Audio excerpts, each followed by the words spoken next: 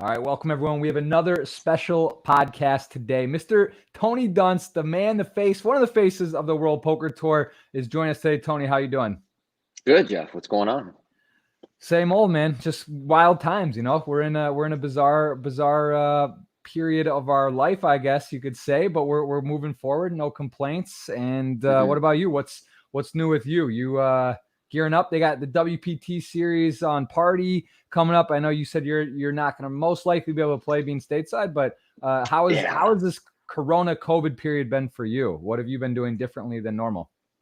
Well, on the whole, it's been positive, just a little bit boring at times. Like, all things considered, compared to what a lot of people have gone through with this, I've had it pretty easy. I've played a lot of poker, studied a lot of poker lately, probably studied as much as I have during any time in my career. I was able to build like a little home gym, as it were, in the backyard. And then more recently, when things started to open up, I started taking tennis lessons, getting back into it. It gives me a reason to be out of the house, a little more social, stay active. And then I managed to avoid video games for like almost 20 years, from like high school to nowish. And then Warzone came out and the pandemic hit, and now I'm just a full-blown video game addict again. So What's your on. poison? What do you go with? What's your favorite? Call of Duty Warzone. It's like the new Fortnite, but in first-person shooter mode. And I'm telling you, Jeff, if you haven't gotten into it yet, save yourself. You're a married man, you got a kid. You're supposed to be responsible. Like, don't do this to yourself. Don't get caught up in study. I want to be studying more poker. That's already on the list. Like, there's only so much time, right? That the video game ship's kind of sailed for me. But I do love FIFA, and I know PlayStation 5's coming out as well. I think it's been a long time since there's been a system release. But yeah, man, I can imagine. I know those first person shooter games are a lot of fun. So I maybe dabble a bit, but I'll try to. Those games you can't just play for 30 minutes, you know. You really can't. No, does not work like that. I know how it goes. Well, tell us a little bit about yourself. Most people in poker know who you are. World Series of Poker Bracelet winner, WPT champion. You are one of the you and Vince Van Patten. You took over for Mike Sexton, World Poker Tour, as one of the lead announcers on there, and you are you're the host. I guess you call the host, right? Yeah. Technically, that's the word. You are one of the co-hosts of the World Poker Tour. Very exciting stuff. So, other than that, why don't you let us know, who are you? Where did you come from? And give us a little bit of your bringing up. I think you're from Wisconsin or Milwaukee. Correct. Milwaukee. Yeah. I did a little research. I know some stuff about you, and I want you to tell us though. Give us the story of Tony Dunst. So I grew up in Wisconsin, and I was there till I was 20. So I'm still like huge Wisconsin sports fan. I need sports to come back, man. This is the year for the Bucks and Giannis. Like, it's our year. We need the NBA back. Fingers crossed and all that. I went to Australia for a study abroad when I was 20, and was down there for the better part of 5 years, and started traveling a lot on the tournament circuit around then. So, I got into poker in my mid-late teens in high school. I was actually playing online poker before Moneymaker won the World Series main event. Like, I remember following the online updates back when live reporting of online poker tournaments was kind of in its infancy. And I was just like, one of the excited poker fans following along. And it used to be like back in April, they would run this thing. And then once they put it on television, what happened. I mean, the game just blew up. The combination of Moneymaker winning the World Series and the World Poker Tour appearing every Wednesday, blew the game up in the American imagination. And, I was very central for it. It was a right time and place for people of my age, because there was this online community that sprung up. I was a big part of the 2+2 multi-table tournament community, and those guys in the whole MTT community, did a great job of helping each other learn the game. And a lot of those players that came up in that community are still some of the top players in poker today. Maybe they were in the MTT community, maybe they were in the Cash community, but that 2+2 forum sprung a lot of the prominent players in the game today. So I was a big part of that. I was in Australia, traveling a lot of the Asian Pacific Tour for a few years, started playing the World Series every summer when I was 21, and moved back to the States and got this job with the World Poker Tour when I was 25. And that was very unexpected for me, because like a lot of people my age, I just planned to be a professional poker player for my whole life, and didn't really want a job, but they kind of came up with an opportunity to pursue one that sounded so intriguing. I was like, yeah, screw it. Let's see what happens. They're not going to hire me anyway. And next thing I knew, I had a career. And so that is, for the last 10 years now, been an equal part of my responsibility to poker, both as, a player who wants to take the game seriously and stay competitive, and, continue to challenge myself, but then also as a commentator, a host in the game, a member of the community, and just someone who's been around poker for a long time and enjoys poker players. I think poker players kind of get a bad rap. I really like poker players. I find them very honest. I find poker players, it's weird to me that poker players have this reputation for dishonesty and bluffing a lot and lying. I don't really know what that's about. I find poker players as a whole to be remarkably honest, straightforward people. And I think a lot of that is they don't have the restrictions of a corporate or professional environment where they learn to kind of like censor themselves in a lot of ways. And that can be good and bad. But for somebody who appreciates honesty and people saying what they mean, I've always enjoyed the poker crowd, the poker culture, gambling. I think it's a bit polarizing with poker players, if you will. Just you hear some of the like Mike Postle type stuff. The stuff with what happened with Bill recently, these kind of stories or things that just sound outrageous and just so unfamiliar with, like you said, the corporate world or day to day. If you're working at an office at a desk job, there's not really like a ton of drama other than maybe some shenanigans within commingling with the staff, but like there's not really a thing. So when something comes out and just stands out, this will be the Postle thing last year. That's going to be what's remembered in poker for that year, or like, wow, that's so crazy. But the majority of people I think are so good, and I'm pretty sure the majority of your friends, closest friends, are either directly in poker, you met through poker. That's how it is for me. And like you're saying, I think are some of the best people, most honest, integrity, and interesting characters. And I think it does it has sort of that negative connotation, like with poker, it's a bit seedy, but I think that's something that's sort of starting to shed a bit, and hopefully we'll keep continuing to get better and a better image on poker, with the states maybe coming back up, opening up with some of the play. But yeah, I hear what you're saying. I agree. I think it gets a little bit of an unfair rap at times, but that's okay. It's kind of that edgy. It's an edgy thing, porn, poker, cannabis, these type of things. They're not your traditional jobs. They're a bit edgy, and I think with that comes some of the things you're mentioning. So I agree. Sorry to interrupt. I agree with you. You're in a nice flow there, but I get fired up, man, because I feel passionately about that as well. I think it's unfair. I think you made a good point that attitudes about gambling in the United States are changing. And part of that is we're starting to proliferate sports betting, legalize sports betting. We've had this new interpretation of the Wire Act that was used to, help prosecute the online poker companies. And now we're saying that, okay, we're not really going to, how to put it, we're not going to mind the Wire Act so much anymore. And so as gambling in both the form of sports betting and increasingly Robinhood, I think people betting on the market are starting to accept how much of a casino that is. For a long time, there was distinction of like, oh, finance is a different word from gambling. It's like, no, it's just a fancy word for gambling. Yeah. And the Robinhood popularity that we're seeing across the United States, I think, is also changing attitudes about gambling, and that people are just sort of gambling as a whole. So yeah, certainly when I got started in the game almost 20 years ago, attitudes about poker players were very different. When my parents found out I was gambling and playing online, they really thought that I was like a problem gambler who was going to lose all his money and ruin his life, because at that time there was no such thing as a professional gambler or a professional poker player in your average American's conception. It was just like people with gambling problems and gambled too much and lost. There was no examples of successful American gamblers, and the only ones we had were people like Warren Buffett, who portrayed it as finance. So yeah, I've definitely noticed attitudes are changing, and now we see in magazines or being tweeted out and so forth, like really like thoughtful breakdown articles from professional sports bettors. Like I read this awesome article the other day about somebody who would bet Val Demings to be vice president at 50-1. And now when I see people engage in that, it comes with a different attitude. It's no longer like this, hostility or suspicion towards gamblers. This kind of like, oh, gamblers are sharp. Let's hear what they're saying and what they're thinking. And so it's cool to see that shift.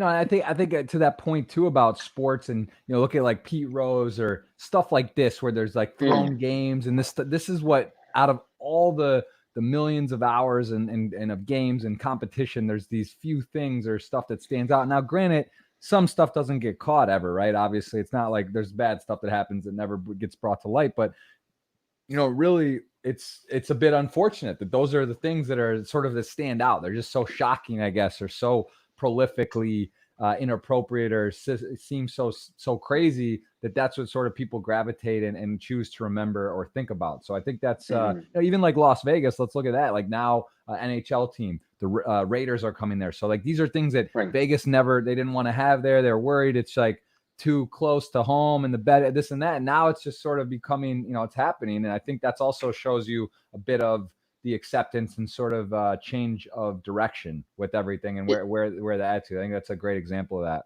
Yeah, that's a good example, exactly, because the Vegas Raiders and the NFL as a whole, like a few years ago, gambling was an incredibly sensitive subject to the NFL. They were not going to discuss it. Partnerships with gambling sites, get out of here. Are you kidding me? Yeah. Las Vegas, no, we don't want any part of that. Now, Las Vegas is going to host the Pro Bowl, and some team just announced their sponsorship with FanDuel as their official, sports betting partner. And this is like 3 years removed from gambling being like the word you didn't say. I mean, you look at the Premier League and just other division, like these sites they're sponsored by Bet365 and BWin and Part. These guys they're wearing on their jerseys the biggest clubs in the world. So yeah, I think it's just a bit of archaic thinking in the U.S. and just sort of hasn't really, it's just slowly happening, but it just catching up to the world. It's like, listen, if someone wants to do something bad or illegal, or there's going to be irresponsible gamblers, irresponsible drug user, there's like drink alcohol, whatever you want to say, like you can't control people that are going to do something. They're going to find a way to play on unregulated sites or bookie betting. It's just like, come on, like you're not really, it's almost like the European thing with alcohol at the age too. It's like if you kind of like make it less of a serious thing and just part of, give people the choice, and I think it's sort of less scary. It sounds less crazy, and people maybe even respect it more, just kind of incorporate it into their life socially, casually.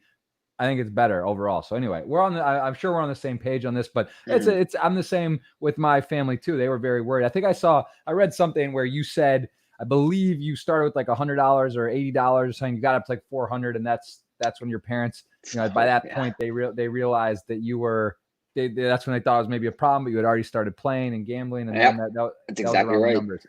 So my whole career is from like $80 on Paradise Poker. Yeah, I never played on Paradise, but I was actually on Party originally. It's nice to be back and with Party now. And I know, obviously you have WPT, Mike Sexton taking over him. He's now the chairman of the Party Poker, and you did step in for him. A lot I want to talk about. I just want to cover. What was that like though? Before we kind of hop back, and we'll jump around a bit, but what was that like when you were told, hey, Tony, we want you to come in? And, you were doing, I believe, the Raw Deal, which was a segment. I think you actually crushed me on a WPT. There was a heads up. I was playing. That'll teach you to make a final table on my watch. Yeah.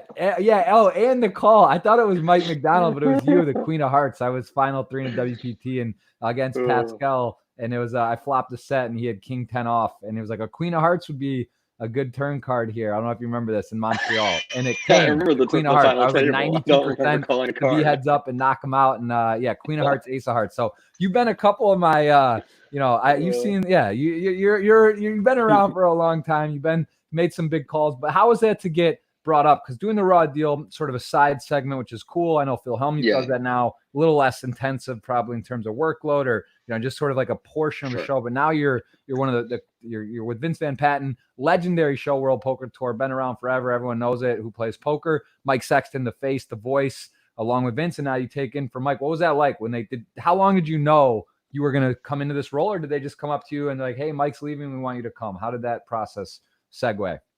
So it was closer to the second. They had, told me leading up to that time that should Mike retire at some point, I would be the guy. I think in the earlier years that I was working there, they were kind of trying to figure out who they would like that person to be. And then after I was there for a while and they became more familiar with me, they became comfortable with, telling me that, okay, should that happen in the future, then you would step in. But Mike's actual stepping down was very sudden. I had no advance warning that it was going to happen. I don't know that Mike really had any advance warning that it was going to happen. It was just kind of like at that time, WPT and Party Poker had been under the same ownership umbrella, and we're going to part ways. And so Mike and I kind of needed to choose a path. And he went with Party Poker, which created the vacancy for me at WPT. So that part was like very sudden and not expected at all. So that was super surprising. I was fortunate that I had done a whole bunch of the online streams leading into stepping into the booth. And in terms of work ethic, I would actually load. I would actually say an online stream might be the highest of all. Like, you certainly doing the raw deal segment is pretty light. Like, I just read a few segments, come into the office, we shoot them over a few hours. I was more or less kind of disconnected from the show if I wasn't physically on site at one of our tournaments. Now in Mike's role, I'm around the show and our tournaments very often. And then the day that we film, there's a decent amount of work and certainly a lot of work hours, but you don't have to be nearly as present and as on the ball as you do when you're doing an online stream. Because, with filming, we stop, start, cut, edit a lot out. Even a lot of what we film at a final table is not something that we use in the actual TV show, because a lot of that is post-production. Whereas with an online stream, you just need to be on top of things for like 6, 8, 9 hours straight. So that was good preparation. And I have a lot of respect for the people that continue to do a whole bunch of online streaming, especially some of them do an incredible volume of streaming. Like, I just can't believe some of the guys who just keep it up for like 8 hours a day, days on end, weeks on end, stuff like that. I would just be exhausted. Your reference in terms of like streaming on Twitch? Whether it's on Twitch or, when like Dave Tuckman does the World Series and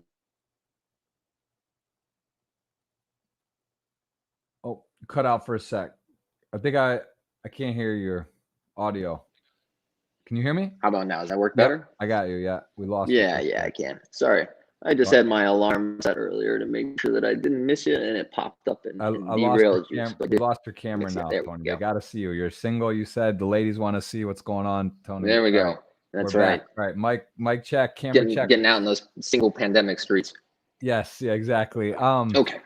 But yeah, to your point, it's great. It's funny. I've had Lingo Martin on, who we see here in the center. Vince, I would love to have on, and Mike actually is my next guest. He's going to be on Wednesday, so that's good. I know Mike a long time, and he's one of those guys that's just been in poker so long. He's got so many stories. He's one of the kind of original, the OGs of poker. He's really been through it all and seen it, played, done commentary, knows pretty much all the players, right? The older generation, he's been Stu Ungers, all the way up to the fresh generation. He's just sort of been in the mix. So definitely, passing through, taking a legendary spot. That's a big role to fill, right? Mike Sexton, his voice is iconic, in poker. It's just the calls and the epic days. So it's pretty cool. How is that? What was that like for you? Was it just sort of, since it was so similar to other things you've done? Was it scary, intimidating? Were you nervous, or were you just kind of like, wow, this is amazing, this is great, and just hopped right into it? More so the latter. I was just, super happy to get the opportunity. I think kind of tying those ideas together. The first time I ever met Mike, I fanboyed the shit out of him. I was like a 20-year-old poker player. I'd won a trip to Australia to do the Aussie Millions. And it was like my first ever major live tournament. And Mike was the ambassador that Party Poker sent down there to hang out with players. And he was super open and cool with us. And, like back then I'm telling him bad beat stories and he's having to listen to and all these things. And I even remembered thinking back then, like, oh, wow, like, Mike was super cool. If I ever got an opportunity to do something similar, I'd want to carry myself like that. Like, I'd want to be the guy that was, open to talk to anybody in the room, or, was just kind of, how to put it, encouraging people to continue in poker, who was just kind of, a very positive resource in the poker world. And so, stepping in for Mike felt natural because he had set a really good standard.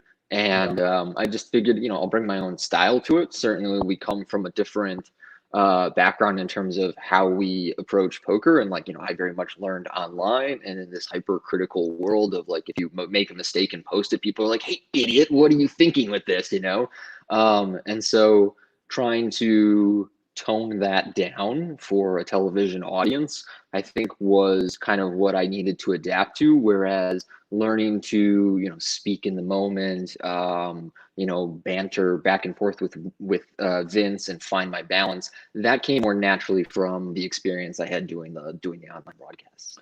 Very cool. It's definitely, it's awesome. It's fun to see. It's also cool to see now that they've moved to the a lot of the WPT final tables are at the HyperX they're doing in Vegas. Tell me about what are your thoughts on that? Sort of going with that November 9 type feeling where you finish or make a final table, you get a break, you get some time, you get to maybe bring your family, friends, plan it, experience it, do a whole thing. What's your take on the adjustment the World Poker Tour has made now to finish the final tables sort of back-to-back days, or they do a season or in a confession row? here, I was actually a little bit skeptical when we first rolled it out internally. I was like, oh, I don't really know if this is going to work. The November 9 was kind of dismantled for a number of reasons. I'm not sure that players really want to take this pause and so forth.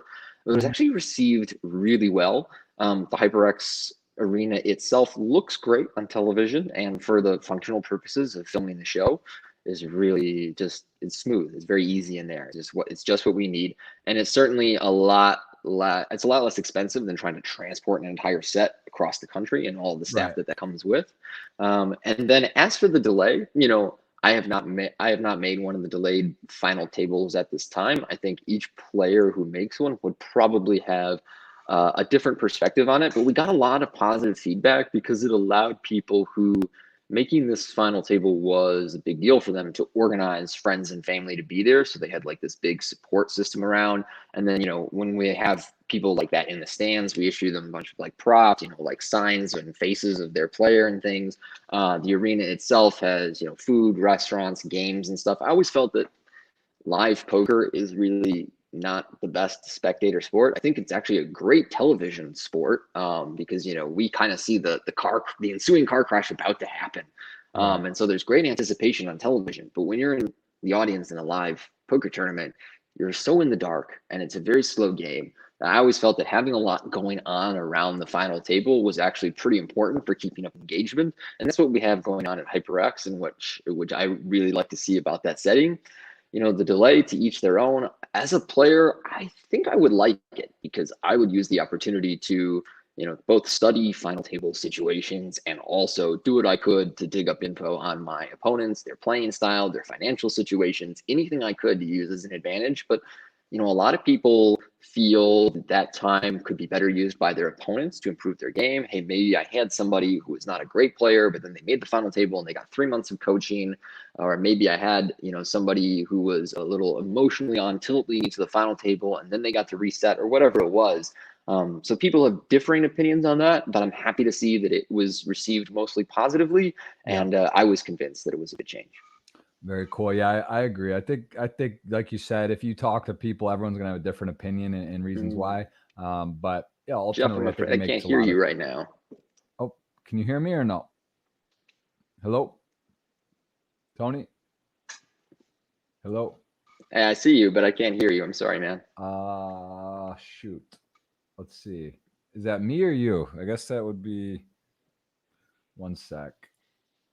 I didn't do anything, Tony. I'm not good with electronics. Hold on. Let me ask the chat if they can hear me. Hold on. But worst case, I can try and call you back. One sec. Hold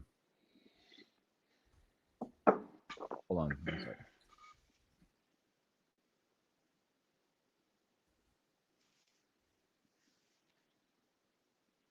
Maybe my internet went down. That's weird. Yeah, call me back. Yeah, I'll call you back. Yep.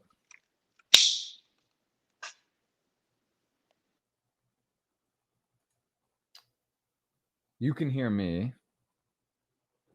Oh, well. It's weird. Hold on. We're going to try to get Tony back here.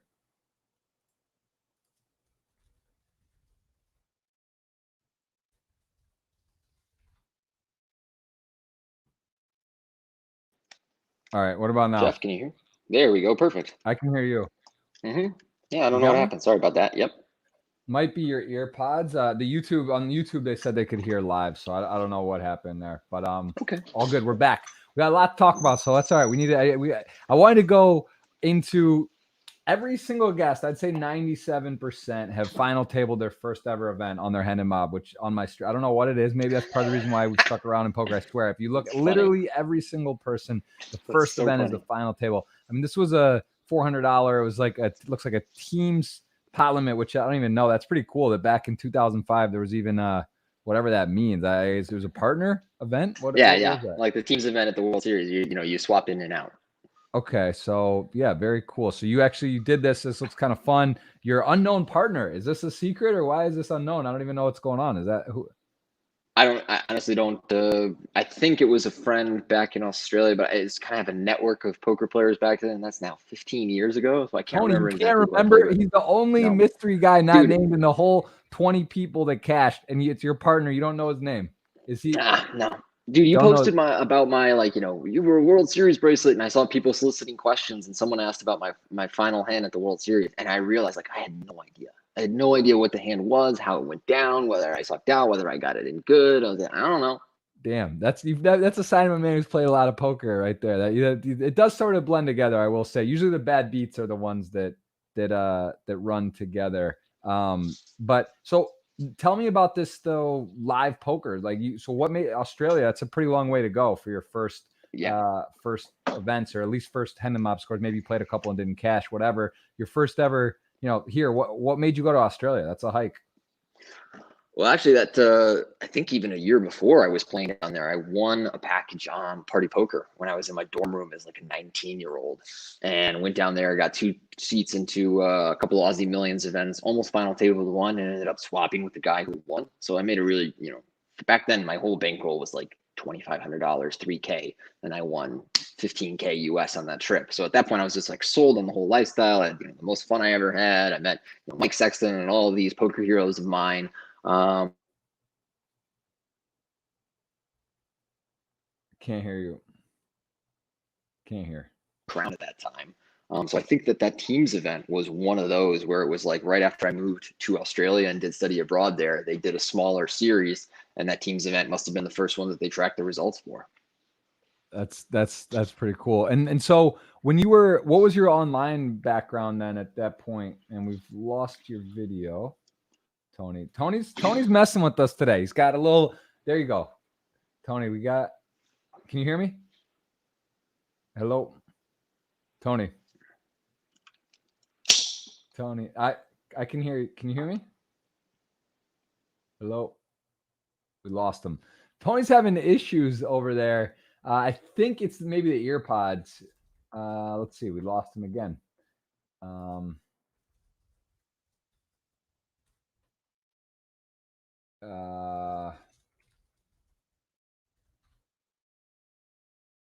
All right, guys, we're gonna get Tony back. Don't worry.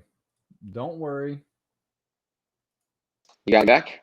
No worries. It could be your ear There we pods. go. I'm not really sure what it is. The alarm went off one more time, and that DQ'd it. So I made sure that they're all dead. They're all dead now. No more alarms. No more nothing. Okay. And if it happens Yeah, no, I've had that happen as well on my phone. It's weird. It's weird how that technology is crazy. So you're in Australia, and what was your online at that point? You were playing. How much was it online versus live? Were you diving pretty deep into the online streets? Like, what were you playing? Tournaments, cash games? What was your first online sort of attempts at poker?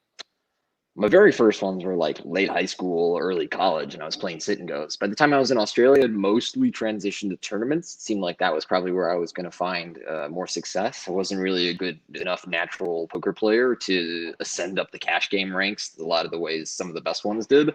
But tournaments were pretty soft back then, and I played a lot of, I'd say, mix of playing live limit poker, which I would strongly not recommend. And that was a hell of a lot more common back then too. Like 15 years ago, especially like 20 years ago, if you walked into a casino, you didn't find a no limit hold'em game. That just wasn't a thing. That was something that was played at the World Series and some card rooms in California and Vegas, and outside of that, not really. So in the early aughts like that, it was more common to go play cash and find limit poker than no limit. It was just starting to spring up. For sure. And I do see here that in 2006 you had a deep run in the World Series. What was that like? So that's pretty deep. 198 people. This is like the prime time of poker in terms of TV, ESPN, the hype. Actually, the biggest ever. So 12 million to first. Biggest ever. The largest ever. Jamie Gold getting it done. What a difference between first and second. It's really crazy how they how that was. They've adjusted payouts. But what was that like going deep? That was a big score for you. That was a 42K score. Pretty exciting. Was that a memorable experience? I was 21. It was my first World Series, and I think I had pretty much bricked the series leading up to the main event. So I was kind of down on myself. And then in the main, I took what is to this day still one of the craziest beats I've ever taken on day 2, and was just like really, really low on chips. But then pretty much ran on, like, just ran fire for about, I don't know, 24 hours. And something to point out is that the structure was so different back then. That was a field of almost 9,000 people. I made the top 200, and I got eliminated early day 4. And then the only other deep run I've made in the World Series, I got a 50th in like 2010. And the structure had changed so much by then that, you know, like that was midday 7. And now I think if you were to go out in like the top 200 in the World Series, like you're talking about day 6-ish or something like that. It's a considerably slower tournament. So yeah, you know, back then I was so young and inexperienced, and just like every pot, my heart is pounding out of my chest. Everybody else was such a beginner and just kind of like clicking buttons in a lot of the same way I was. You know, I remember seeing Jamie Gold and his mountain of chips around back then, and there was this kid that he was always kind of like battling with in the TV broadcast. I can't remember him. He was at my table for a while, and he got into it with a lot of people, but that was such a different era where very few people at the table were seasoned professionals. A lot of them were essentially tourists doing something, you know, for the first time or one of the first few times. It was super fun to them. And so it was a really different environment of people kind of just clowning around. And I would say that the biggest change to me in the environment of poker over those 15 years is how much more serious it has become. That basically you've taken something that was a little more of like a recreational, sociable activity and turned it more like a very serious chess tournament. And it's not a complaint. That's not some kind of criticism of how poker has changed. It's just the reality of how the game observation. Yeah, I'd agree with that. Yeah, it's more of a craft, a sport, a seriousness, a competitiveness. There's rankings, there's Hendon Mob, there's a lot of money at stake. And I mean, not that there wasn't then, but there's more of a serious circuit and events, and it's very, very intense. I see this question pop up in the chat, and I saw people asking about it, and I'm also curious. The studying, what do you do for studying? You reference you've been studying poker more over this COVID period, just kind of been, which makes sense, a little more downtime and a little more just sort of boxed in, and might as well use your time for something productive. So what do you do? What does Tony Dunst do besides an elaborate network of friends? I mean, you could maybe rifle off some of your group or core guys that you discuss poker with them. I know there's you're friends with some of the best regarded best players in the world. I mean, no slouch yourself, Bracelet, WPT title, great results. And, you know, the co-host of WPT you don't get if you don't know what you're doing. So all that said, what are you doing though to work on your game? So it's really 3 things, and I would say it's a fairly even blend amongst the 3. I review my own hand histories, which is obviously pretty important because you want to see both what you're doing and what your opponents are doing, and then you can use that review also to accumulate notes on your opponents, which is really nice. So you build up exploits that way. And some of the sites that I play on don't allow tracking software, so taking those notes is pretty important. And then, yep, there you go, exactly. And then, although I'm not eligible to play on Party in the United States, so that's not for me at this moment, but hopefully soon. And then I watch training videos. I make training videos on Learn WPT, and we have an awesome solver tool there, the WPT GTO trainer, that I also use to do solves. I used the solver a moderate amount when I got back into studying. I was like smashing solves all day long. I've come to think that you really want to even out your studying, because the only issue with solver poker is it has you practicing against the way other solvers play, and solvers play fairly dissimilar from humans. In particular, I think that humans are much more passive on the river, and to a degree the turn, than the solver is. The solver is finding all these different hands and spots to bluff with, and is putting the money in both for value and with bluffs on the river much lighter than humans are. So you can kind of pick up some bad habits if you go too overboard on the solver study, but I also think that it will bring a lot of good habits, especially in your flop and your turn play. Some things that are kind of regardless of your opponent are going to be automatic when you find yourself in these positions. It can create a lot of really good habits. And then mixed with watching other pros training videos. So I watch some of the other ones on Learn, and then I also have a Run It One subscription, and I watch some of the best of the game there. And yeah, I try and make it an even blend of those 3, because I feel like getting caught up in any one of them is only so useful. Very cool. Oh, and I do hand history reviews with Lucky Chewy. I will say, you have a big network of friends, but after a while, not everybody that that's a serious poker player really wants to chat hands. All it's work for us. This is your job. You don't necessarily want all your bros sending you hands all the time. So it's more like you have a even smaller network of people that there's sort of this, hey, it's always cool if you want to talk hands with me policy. And that guy for me is Lucky Chewy. And so to this day, I probably once a week will pull some hands from a hand history I played recently, and then we'll get on Skype or something like this and talk for about half an hour about the various hands that challenged us during our sessions. Right. Well, that's a good guy to have in your corner. Lucky Chewy, definitely one of the OG and high stakes crushers. Just gets it done and has a very prolific career. How's he doing right now? I saw him in December. I ran to him with Marchese, and I was buying some sports cards from Tom. And okay. Chewy was over there and got to talk with him. I always like Chewy.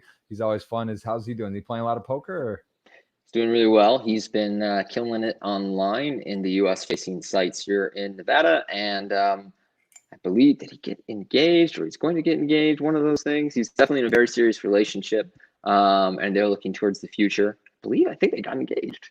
Yeah, I've just had a whole bunch of friends get married and engaged lately. Yeah, so I'm trying time, did they get engaged? Did they Tony make it is official? Single, ladies. Tony is single. Yes, dude, I clarified in permission. He's allowed. he is on the market. So okay, so Chewy's doing well. That's good to hear. Good guy to have to talk. Studying's important. It's also good for you, right, to be very up to date. So when you're talking and in these spots, you want to be very confident in what you're saying and what the trends are, population tendencies, things kind of shift, right? Poker, it's pretty funny. I saw that tweet, Sam Grafton. It's one of my favorites, talking about that tweet. That 2013, 14, 15, how strategy really changes every year, and then Bitcoin or crypto, whatever. And 2017 is just Bitcoin. Yeah, it is funny because it definitely does shift. Things are always changing, and then what people are doing, you got to be aware of what's going on and what's standard and how to adapt and change to that. So that makes a lot of sense. Tell me about winning your first. So you won a bracelet and you've won a WPT title. The WPT I remember was the 3200 in the Caribbean. I think which one was first? Did you win a bracelet first or WPT by about 3 years, I want to say. Okay, so you won. What year was that? I saw that. I remember when you did win it, and it was a fun one. I don't know. You got a Caribbean. lot of 2013, I think, 13 or 14. Okay, November-ish. November. Score 20. For like 135K. It should be. Okay, see the Bellagio. The money I remember. The money. Not that I got to keep it. Not that I got to keep any of it. Yeah. Well, exactly. There's the score. You took it down. You beat Italian player heads up. Marvin was also there. A fun one. 191 entrants. You win the WPT. It's pretty sweet. This was actually in St. Martin. What was that? I don't know if they've had that more than once, but was it on a boat or no? Or was it was on the island there? It was on the island. And so the final table was shot at 10 a.m. overlooking the bay and the airport. So it was an awesome setting. But normally the final table is at like 4 p.m. So it was a little bit foggy in the morning. Like, you play for a while and then you wake up and you're just like, you never sleep great when you go deep in a tournament, or at least I don't. The only people I know that sleep great deep in a tournament are rich guys. Right. That's it. Everybody else gets like 4 hours of sleep.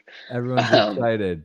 Exactly. So that's amazing. You get the WPT. That's got to feel good. Get that one off. Get it done. And then another, I think maybe the most interesting of your career, and actually I believe your biggest score, one of them was the Australia one, where you score second for 700,000. Australia had been a good place to you, and where you got your first ever live cashes, and you do take second. But the story on this, if you could just refresh me, because that's Samantha Abernathy. I remember there was a high profile, really tough players at that final table, and exciting final table. But I think it was Timex, or maybe it was unknown or undecided. But I know the story, something along the lines of you lost a $5,000 chip in your pocket or something like that. Yeah. You had to buy. You were going to register. You realized I was there. I believe I was at this Australia this year, and I remember actually this going down. I'm almost sure, because I remember there was some like discussion, and then you weren't going to play, and then you hop in this tournament. So did you really lose 5,000 Australian? Yeah.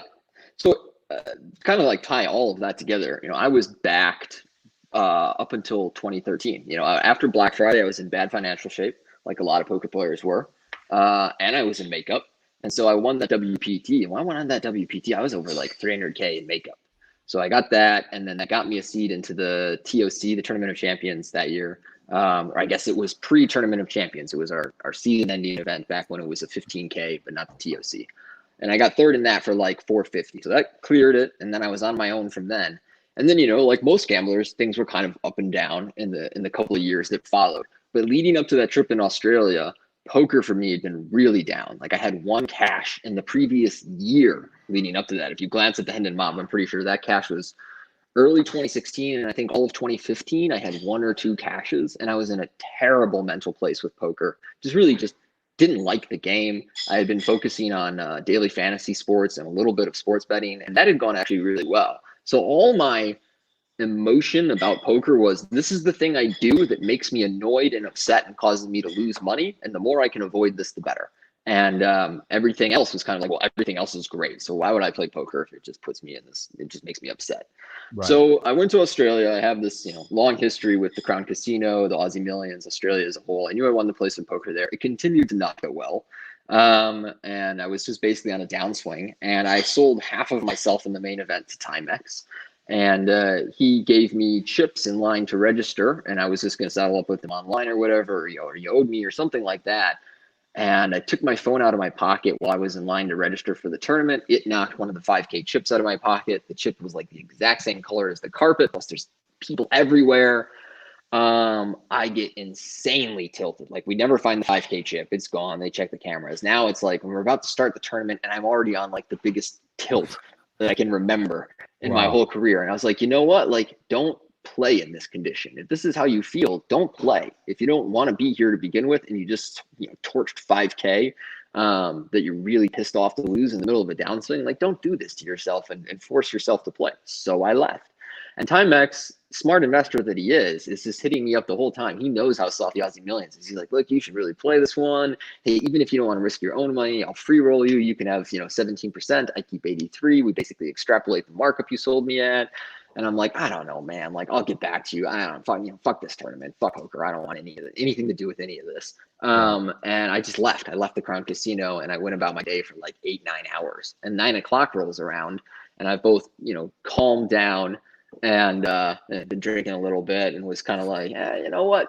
Maybe I will light 10K of Timex's money on fire. That sounds pretty fun. And I was like, messaged him. I was like, is that offer still open? And he was like, yeah, but do you mind taking 15 instead of 17? Because now it's such late reg. And I remember I replied, I said, doesn't matter to me. I'm going to lose your money anyway. And I went back, I registered, I ran good that night. The next day I 2-outed somebody in a huge pot.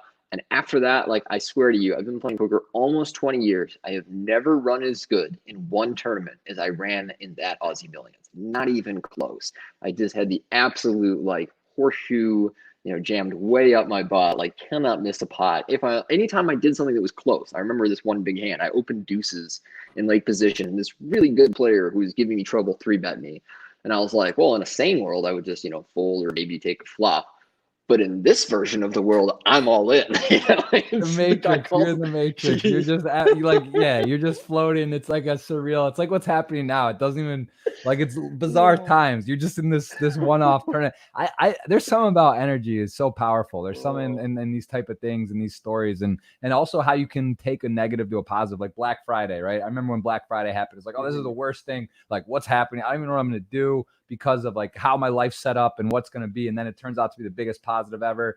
There's a lot of situations I think you could look at in people's lives that in the moment, things that seem like you just want to it's just like nothing is going to work or be wrong. And things sort of turn out for the better. So I think this is one of the better, poker individual tournament situations that I've heard that just sort of really powerful. Like the if you really think about that in the course of your career, to like almost not play it, have this thing happen, which is so just to get heads up and you're on TV and you're there playing for $1 million, you get 700, and just that story is like that to me, it's what gaming and this type of stuff's all about. Like these are the moments you'll just never forget, and that story is pretty legendary for sure. And Timex, props, happy.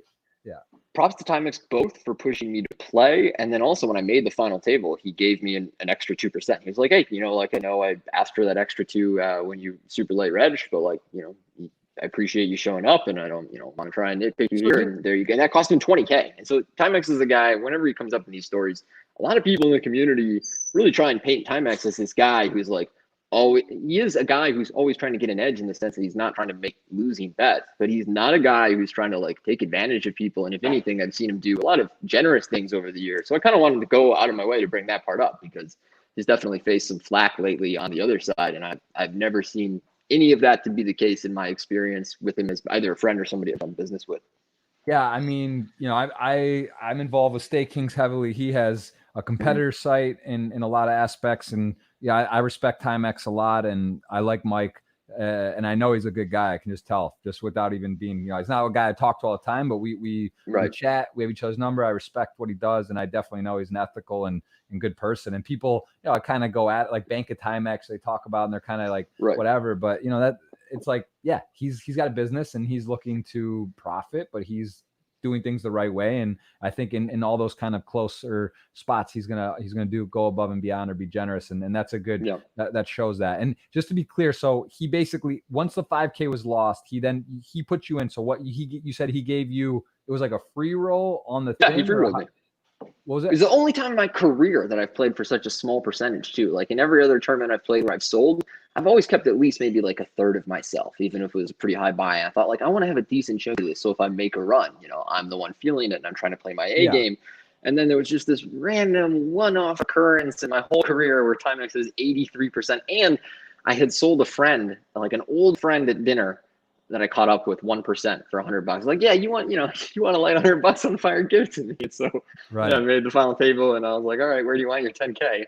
It's like, so just, you know, thinking on that, do you think, cause again, it's not, I don't want to say about to respect the money. Cause it's not, if anything, sometimes maybe playing with someone or people having peace, you play better. I think there's obviously this age old thing in staking too about, you want people to have a little sweat of it, right? Even if you're staking someone, it's nice if they buy like 10% or something. So it's like they're actually directly feeling it. But so it's not like, oh, this is someone else's money and I'm just gonna play insane. But do you think that maybe there's something to be said about the mindset or like the feeling or the emotion, or maybe the aggression, or sort of just, I don't know, like, is there something to that? Because I know stories like this as well. Actually, Brian Rast, who's been on the podcast a couple of times, one of my closest friends, similar story. He had just landed in Brazil to Vegas from Brazil. He was exhausted. It was, you know, back before Antonio had all the money in the world and just was like whatever, but he still had, you know, he was doing very well, and he wanted to go ride over to Rio, and we were going to play this 1,500 pot limit tournament. $1,500. You know, these are guys that play huge stakes, cash games, whatever. And Rast didn't want to go. He was like, it was like noon. He had just landed. He's exhausted. And Tony's like, come on, just come over. I'll put you in it like for fun. Just come over, and like gave him some absurd deal, but bought him into the 1,500. And Rast won this $1,500 pot limit tournament. It's just like, and it's funny because Rast like also had a smaller piece than he would never sell for a $1,500 tournament, but he let Antonio free roll him for like planning on punching his chips, you know, and he just shipped it, you know. And it's like, it's just funny though. I don't know, like there's something maybe where it's not like, it's not a disrespect to money, but even just like a little different, maybe spots where it's close, or you're like, you know, I don't know, or you just, I don't know what it is, but do you think there's something to that, like some sort of mental switch? There's a very real edge in not being afraid to lose. I think that if you reach a point where you're recklessly gambling, like now we're suffering from selection bias, where we both tell a story where, you know, either myself or Ras plays extra reckless and ends up the winner. And it's like, oh, why did that happen? Probably a lot of luck. But I do really believe that if you want to play your best game, you cannot have any fear of losing. Like you can't reach, you know, get deep in a final table and then you start thinking about like the money and how much it's going to affect you and what you need for your life. Like you're just not going to be able to play your best game if the money means too much to you and you're like, you know, agonizing over payout jumps or trying to figure out, okay, I need to get third in order to solve the financial problems that I have. So I've always felt that I wanted to piece myself to a level where I'm not really sweating it if I lose, or if I have to lose multiple bullets, like whatever that comes to, I don't care. So that when I get deep, I can play like the money doesn't matter to me, even though in the back of my mind, I'm conscious of those things. I'm thinking about, you know, ICM, the pay ladder, I'm not donking off my chips. It's part of my strategy, but there's no fear. There's no like, oh, I really don't want to go out now because then I won't get to realize all the money, or I won't get third and get to solve my problem. Like anytime I'm in a tournament, I'm there to try and maximize my earn. And now, yeah, that's definitely my mindset. Let me take that a step further. Give me what's the largest tournament you've ever played buying? 25K. Okay. And what's like let's say in the last 5 years, what's the smallest you'd ever, like, of course, maybe you've done some promotional thing or you're playing $100, but like, if let's say you're playing online, what's the smallest buy-in you'll legitimately register? Oh, I mean, online I'll play like sometimes as low as a $50 or a 30 rebuy add-on. You know, if it's a Okay, small well, session. let's call it the 215 party million just for simplicity. A 215 to a 25K, so a big disparity. Is there any difference you play in a 25K at like a final table bubble or a bubble than a 215, or are you from the core belief that you should play the exact same in those scenarios, or is there just a bit of a difference? Like, do you know what I'm saying? Like, do you play exactly the same? Is it irrelevant of the buy-in? Do you believe you should, and do you? I would say pretty close. Any changes I would make are an adjustment over the changes I think my opponents are making. And so if you go deep in a 25K, well, you're probably going to be surrounded by a bunch of the best in the world. And so, trying to over adjust or exploit these guys is not going to go really well. Whereas if you go deep in the 215 on party, a lot of your opponents might be playing only 1 day a week of poker and might be playing for an amount of money that would be incredibly life-changing to them. And that's where you can start to identify some players who are going to be extra cautious, extra tight, or occasionally a player who is gambling way too much or trying to steamroll with the chip lead, and you can take advantage of that a little bit. But, on the whole, I go there with the mindset of just playing the game that I have practiced and trained myself to play. Right. Okay. Yeah, that's a great answer. Man, there's so many other things. I do want to leave time for questions. We've been humming along here. What do you think about? Let me cover this on. Mm-hmm. I'm very curious what your thought is on the WPT and Party Poker teaming up for online. I mean, it's pretty amazing what's happening. The guarantees, 100 million guaranteed series, I believe, starting July 18th till September 8th. I know, there's 12, I guess, marquee events. There's a Omaha high low, 3,200 main. There's 3,200 pot limit Omaha. There's a 3,200. There's a 10K main event. There's a 25K. These are like pretty spectacular events, big guarantees, branding. What do you feel on this? And also the World Series, when they say we're going to give away, you're going to be a WPT champion, and they've already done this. It was just the 3,200, I think 5 mil, which it was. I think I was in 6 bullets on that hurt, but it's a good tournament, good value. It's fun. It's nice to put the power names on some of these events and the guarantees. But what is your thought when you say you're Tony Dunst? I'm a World Poker Tour champion. I'm a WSOP champion, and a guy who can play online and wins an event and says I'm a WPT champion. Does that bother you? Where do you feel Not on this comparison? I'm really happy to see the synergy of online and live, and I think it's really appropriate to the time and history we are at with the unavailability of live poker. So you need a relevant substitution online. I don't buy the argument that an online achievement is somehow less legitimate than a live achievement.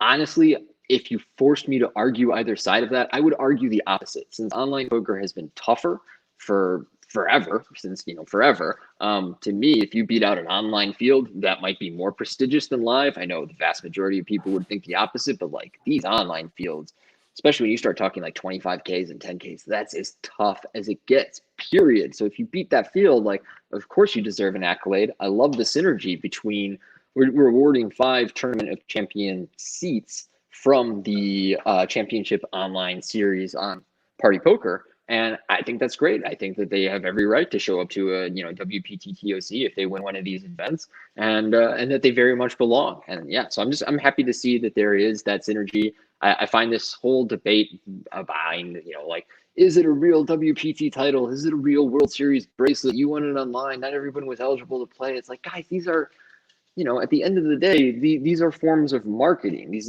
is a collective thing that we invest value in. It's not like something very definitive, like, I don't know, did you win the Super Bowl or not? There's just the one Super Bowl, and it was either the Super Bowl or it wasn't. Like, we're basically saying, did you win a major relevant competitive poker tournament? Yes, then here's your award. And to me, I don't see how that's diluted, whether it's online or not.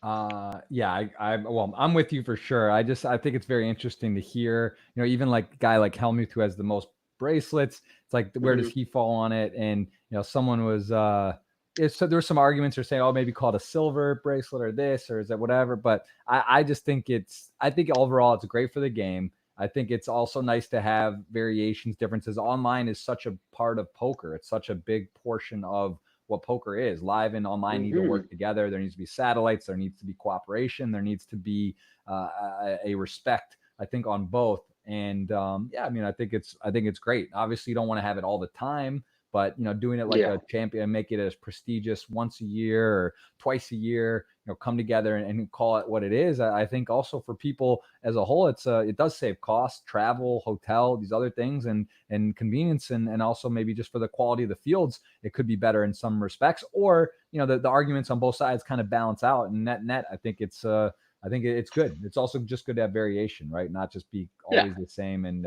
keep people, keep it fresh, keep it new, keep it innovative. And I think it is as well. But it's good to hear you say that. I was curious on your take. Let's before we take the questions too. What about family? You said they were a little undecided. They were not all about it when you started. What about now? Are they? Right. Oh, now they're totally on board. Now I'm the golden child. They respect it. And what about brothers, sisters?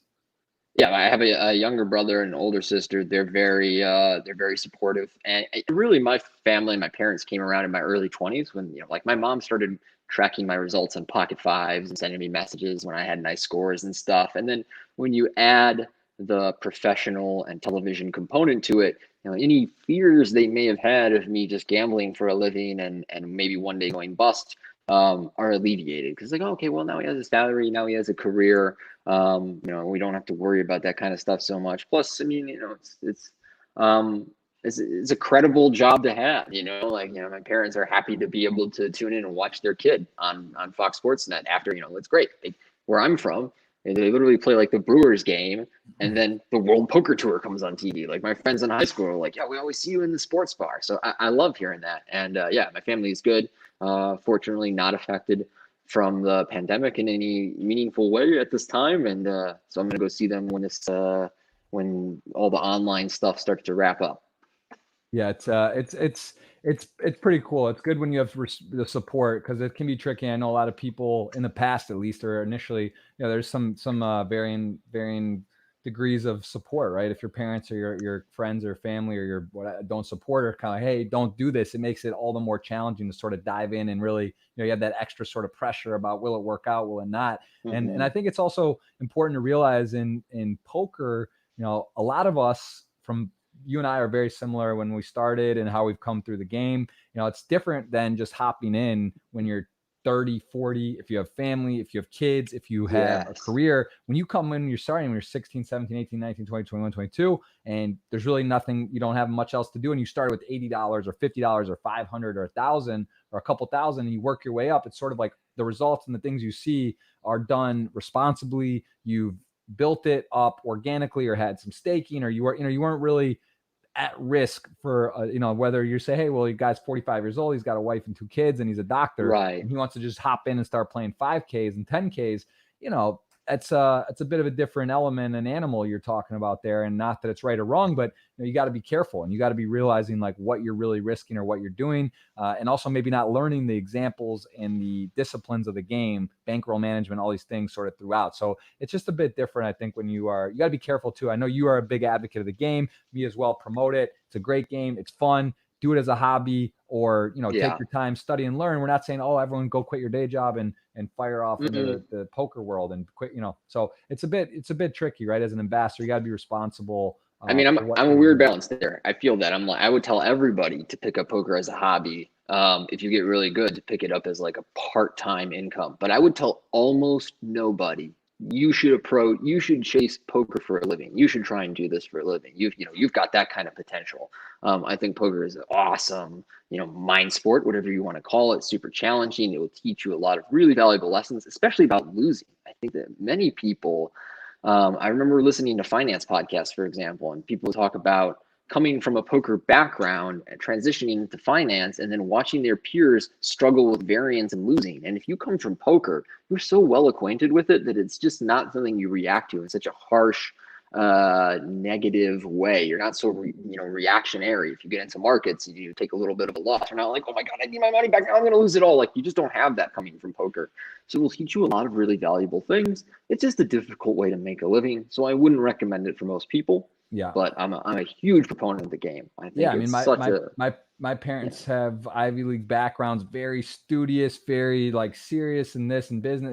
Don't. And my dad Mhm. was pretty okay with me dabbling around. Now he loves it. Says he wishes he had done it when he was, when he had grown up or when he was younger, because it teaches you a lot. There's a lot of positives you can get out of poker with dealing with wins and losses, like golf, like something else. You can tell how people yeah. handle themselves. How do they win? How do they lose? How do they close spots that are like, do you give people the benefit of the doubt? Are you ethical? Are you trustworthy? So like there's a lot of great things. And again, I think like for you, a lot of poker players and friends are now friends, and people I met are directly from poker or otherwise that I've met some of the closest relationships in my life. And I just so many positives that come out of it. I think it's unfortunate that in the past there's been sort of a negative, few negative maybe seeds or side of it that get glorified or brought to light more than others. But let's dive into some questions. Anything else do you want to cover before Let's hit it. we talk in? We've already kind of hit through. I do want to last thing I keep saying. I always notes and things, and I want to get into the questions because we have a lot. But China, we spent some time in China. I guess you had a girlfriend, or you were chasing I lived there. something over there, and with going over it, what was that like? Did you learn Mandarin? Were you there for a while, and what was that experience? I was there for 6 months, but that was not long enough to learn Mandarin, especially since this is when I was 21, and it was like really just playing poker all day, every day. That's all I wanted to do. Plus, we were living in the middle of nowhere in Shanghai. Like we weren't just central Shanghai in the urban hub. We were like 45 minutes through public transport outside the city, so there was nobody around for me to talk to. I didn't, there wasn't like down the street I could go start taking Mandarin classes. It would have been a journey just to get into the city, and then I couldn't, read or talk. So my girlfriend at the time would have had to like escort me everywhere I went. But that was actually the time period where I became most immersed in the poker community for those reasons. I mean, I was kind of living somewhere in the middle of nowhere for me that I couldn't speak to anybody. Well, inevitably, the people I ended up speaking to was my online poker community, and it was at that time that I started talking to guys like Lucky Chewy and Timex.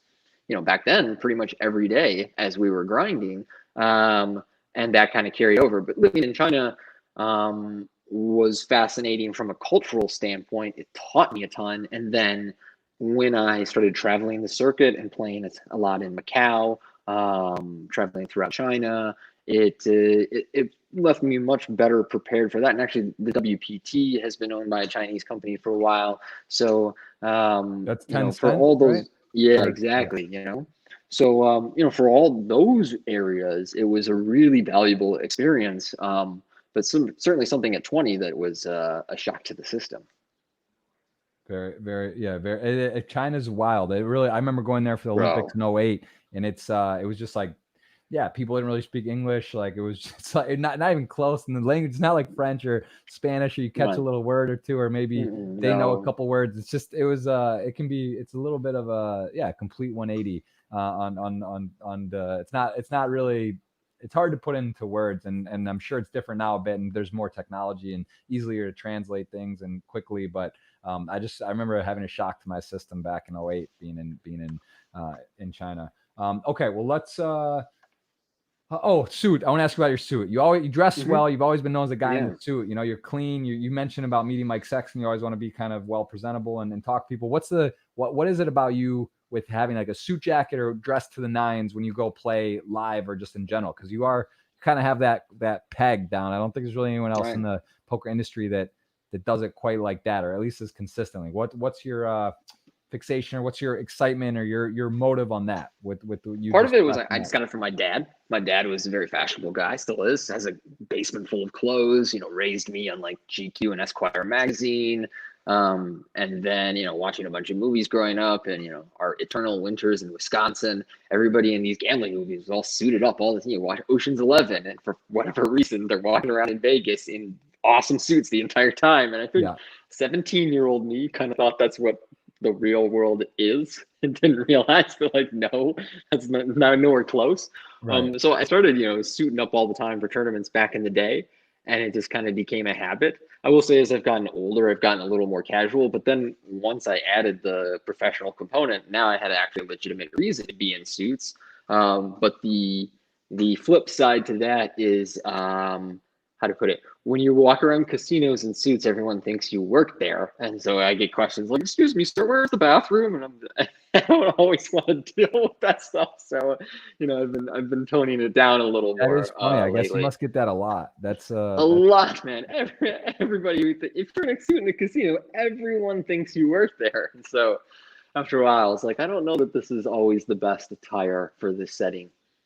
Yeah. Okay. I like it. That makes sense. But I do, I like that. I respect that. It's nice to, it's also nice to look good, feel good, play good. I'm sure you're not online For dressed sure. up in the suit, but it is good to kind of feel sharp, feel presentable, and feel, And especially if we do streams or a televised final table, I kind of like to dress up for that. I'm mindful of the fact that perception is reality, and the way that people perceive the game of poker, a lot of that will come in sort of, quick judgments of looking around the table. Well, what does the game look like? What do the players look like? Do they look like this? Is the kind of crowd that I want to be around? And so I'm mindful of those things, but also that poker is a hyper individualistic endeavor. And I always feel that people shouldn't be under any pressure to dress in an unnatural way or present themselves in an unnatural way. So I like to dress up for a final table. I love seeing other people do it, but if people want to show up in their shorts and hoodie, I respect that too.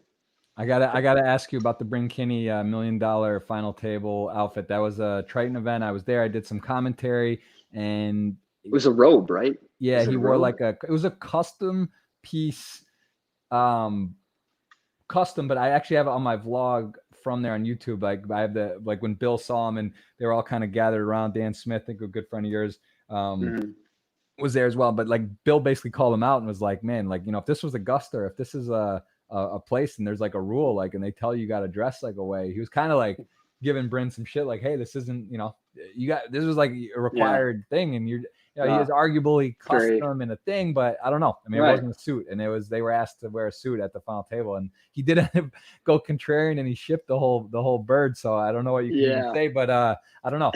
Thoughts on generally against rich people customs. Put it like this: my roommate recently joined a country club out here because he's gotten really into golf, and he came home yesterday and he told me the story about how he's kind of excited because the staff there was starting to recognize him. And Mr. Donovan. He's like, please call me Zach. And they literally said, we're not allowed to. We're not allowed to call you Zach.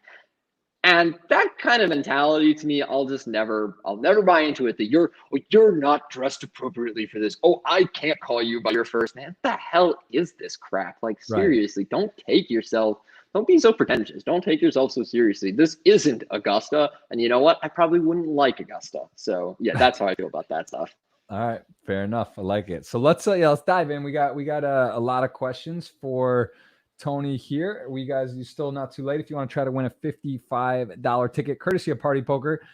We are going to be going through some of these. You guys just refresh this. We make sure we're up to speed on it. We got another podcast tomorrow. We got All in Pav. That'll be fun. But for now, we are going to go knock through this. So let's just kind of rapid fire some of these. Biggest pot one, I guess.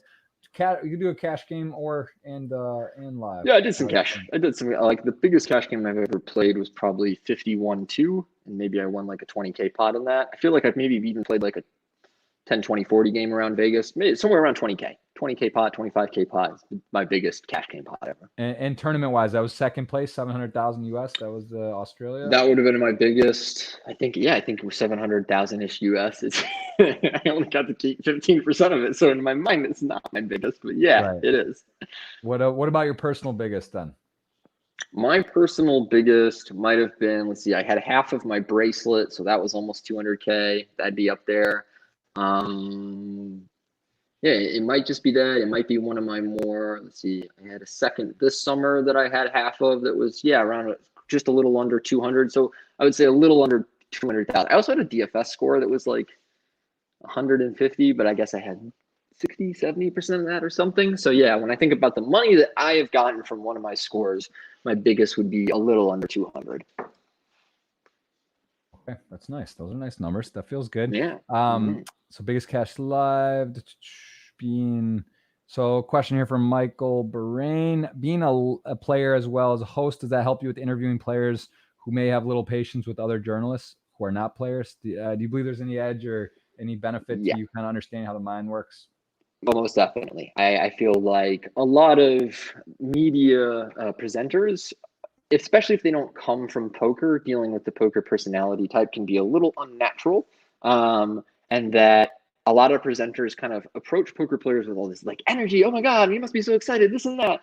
And poker players, as you know, are a lot more mellow and kind of analytical in nature. And so it's like, oh my God, well, you must be so excited. And they're like, well, I guess, like, it's just, this is part of my job, this and that. So when I do need to approach poker players, it helps to come from the same background and to ask them questions in a more nuanced way than somebody who's not is not a player for a living. So that's advantageous for sure.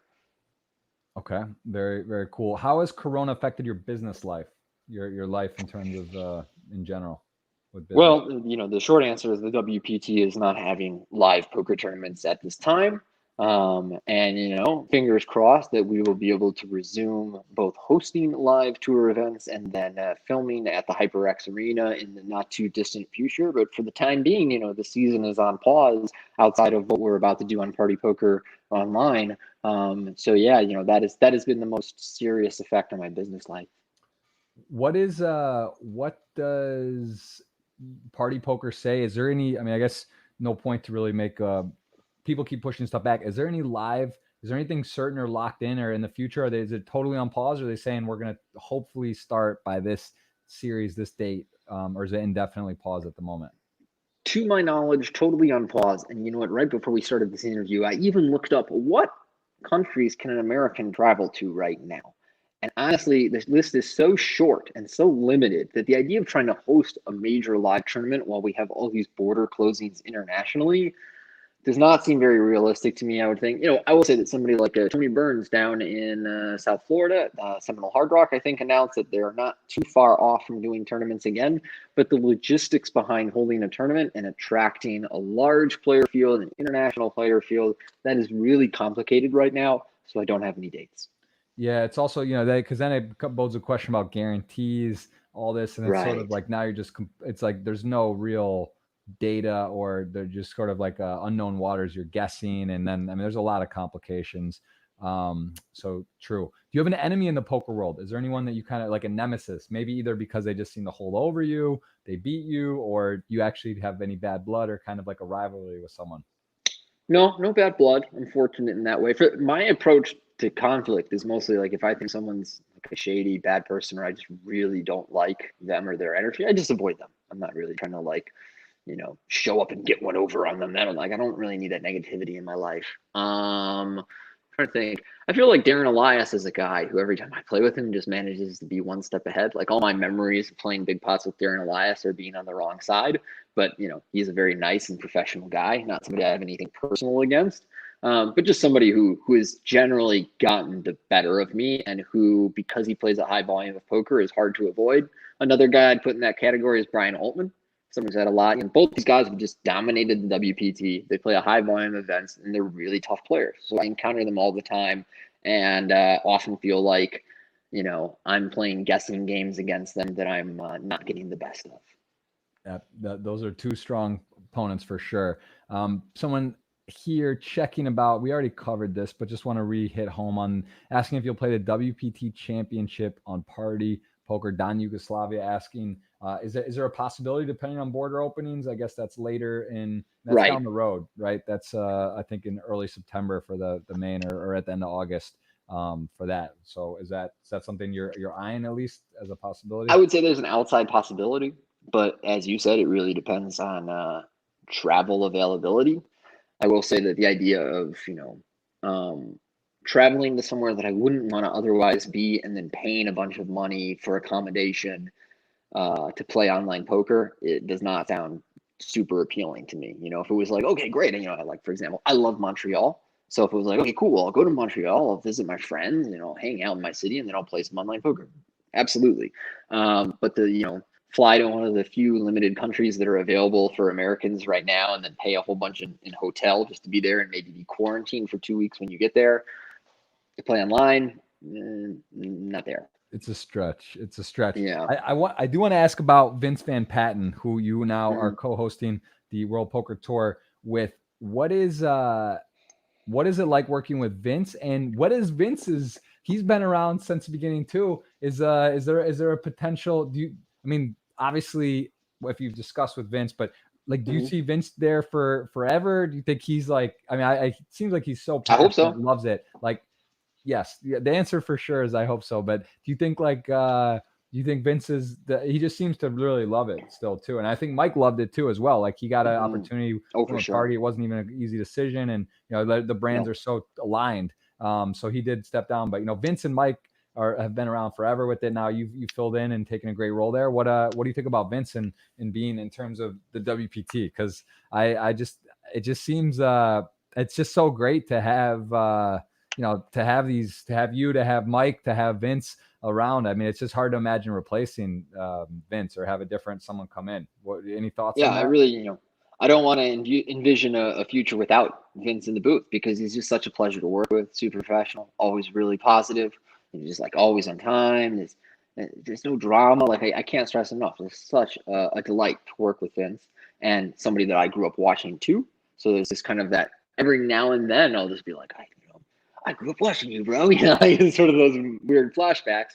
And you need the WPT title, man. You've got one. Sexton grabbed one in Montreal a few years back. I got to call that one from for the live stream, which was fun to be there and see. I know how much Mike wanted to win one, obviously being basically the face of WPT, dude. And so close. So bad. So many times. That was pretty special. Well, I'll just throw it out there. I had a meeting with Pliska, met with him, shot, just kind of wrapped a bit. I'll put it out in the universe one day. I hope Vince does it for as well, a long time. That could be fun. I think it would be that would be an honor to be considered even and to think about that in the future. But again, I think Vince, he's iconic. He's great. He does a great job, and he's for sure a staple. Well, you're 30 years younger, so that math might work out. Yeah, no, I'm just saying, listen, like I said, Vince, more power to him. I'm pretty busy anyway. I'm just saying that would be something if it ever was a chance and there was a thing. I'm sure there'd be a lot of people in line wanting to take that possibility. So, I'd be a popular man if Vince ever gave up his job. Let's say that. Yeah, it would exactly. So you get messages from friends I never knew I had. Right. Well, that's why we're locked in. That we're like this right here and now. So Tony, don't remember. I was here from the beginning. That's right. Yeah, you got. I'm not gonna hit you up out of 12 years later and come to you. We'll keep in touch for sure. Bro, so, what's up? How's life, man? How are you, man? Yeah, maybe put in a good word, but no worries. So anyway, just throwing it out there. I've done King of the Club for World Poker Tour. I like World Poker actually, Tour a lot. you were our guy. You did that with I want to say Maria Ho. Yeah. Is that right? Yeah, I was hoping they'd bring it back. They said it got really good reviews. It's obviously a different thing when you're talking about playing for millions of dollars, hundreds of thousands for free, the club version, but apparently did well and it was fun. It was a good show. Caitlin Howe was on there as doing. She's still at does stuff with the World Poker Tour. And what about working with Lynn Martin? Speaking of the cast and the friends, how's that? How's Lynn? She's been on the podcast already. She's been here too. And I mean, Lynn's like my sister. I've known Lynn almost 15 years. She was working in marketing in Crown Casino when I was grinding limit poker there. And those 2005 results you gave. So somehow I have known Lynn forever, basically since we both got started in the poker world.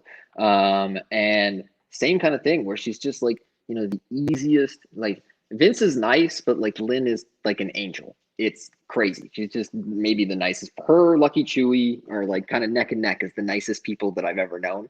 Right. Always smiling. And same kind of thing. Happy, always smiling, super pleasant, just amazing with people. People warm to Vince. Sorry, not to Vince, to Lynn. Well, to Vince, but especially to Lynn. Like I've never seen. And she teaches me a lot. Like Lynn knows more about social media and, how to create an Instagram post and when you should make that post and things like that. She's on top of it. She's such a professional and super knowledgeable. So yeah, that is great. And same kind of thing where to me, Lynn is like the Vanna White of poker. You remember Vanna White from The Price is Right? Price is Right. And she's been on that show forever. Everyone loves her. She's like the main set. Wheel of Fortune, excuse me, not Price is Right. Tony, get your shows right out here. Get my game shows right again. Yeah. That's true, Carrie. Yeah. So but no, it's the same kind of idea where I just think that I would hope that Lynn is a part of the WPT indefinitely. If we ever lose her, it might be because she's becoming so successful as an actress. She's she's down in Australia right now filming a movie that's going to be on Netflix. She got onto the largest soap opera in Australia called Neighbours, which is kind of like, Days of Our Lives, or, the equivalent down there. It was actually, it was even more popular.